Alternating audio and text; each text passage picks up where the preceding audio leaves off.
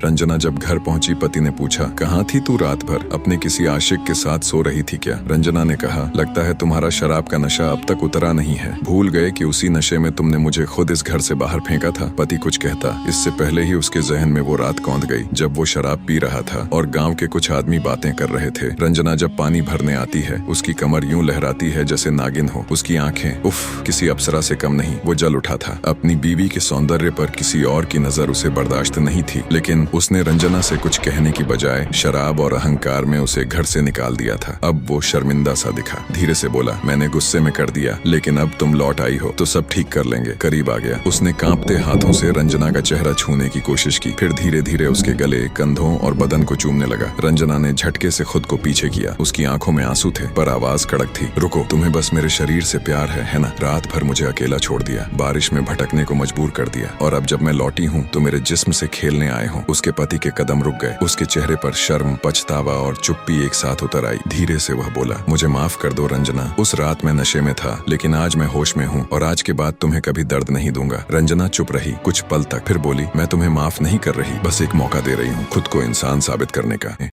Video पसंद आया हो तो लाइक और शेयर करें।